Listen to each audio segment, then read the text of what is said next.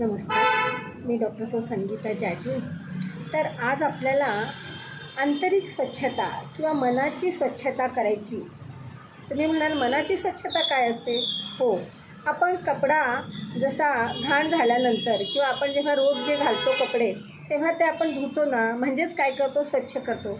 असंच आपल्या मनामध्ये सुद्धा खूप दिवसापासूनचे ग्रजेस ज्याला म्हणतो किंवा काहीतरी कोणीतरी आपल्याला बोललेलं असतं किंवा आपणही कुणाला काहीतरी बोललेलं असतं, ते आपल्या मनात साठत असं जातं आणि मग त्याचा आपल्या मनावरती ताण येतो. आपल्या अनाहृत चक्र जे आहे, म्हणजे जे हृदयाच्या स्थानी असतं, त्या ठिकाणी आपल्याला ताण येतो.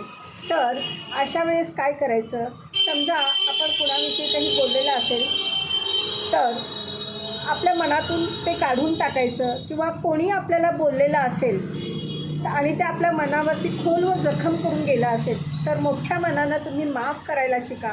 कारण काय होतं, ज्या व्यक्तीने तुम्हाला त्रास दिला आहे त्या व्यक्तीला त्याच्याबद्दल काहीच खंत नसते, पण त्रास कुणाला होत असतो? तुम्हाला होत असतो.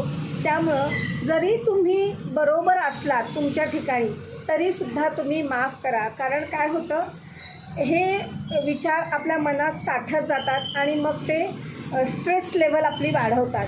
तर ही स्ट्रेस लेव्हल वाढू नये म्हणून आपल्याला आपल्या मनातनं ही जे काही असतं आकस कुणाबद्दल तो किंवा कुणाच्या मनात आपल्याबद्दल जरी असेल तरी आपण त्याला मोठ्या मनाने माफ करायला शिका. कारण असं केलं तरच तुमचं मानसिक स्वास्थ्य हे उत्तम राहू शकतं. तुकाराम महाराजांनी म्हणलंच आहे, मन करावे प्रसन्न सर्व सिद्धीचे कारण. कारण कुठेतरी समोरचं नाही सुधरत, पण तुम्ही सुधरू शकता ना. आपल्या सद विवेक बुद्धीचा वापर करून अशा लोकांना आपण माफ करायला शिकलं पाहिजे. आणि असं नाही की प्रत्येक वेळेस तुम्हीच बरोबर असता, तुमचीसुद्धा कुठे चूक असेल तर त्यात तुम्ही आपल्या अंतर्मनाला विचारून त्यामध्ये तुम्ही सुधारणा करण्याचा सुद्धा प्रयत्न केला पाहिजे.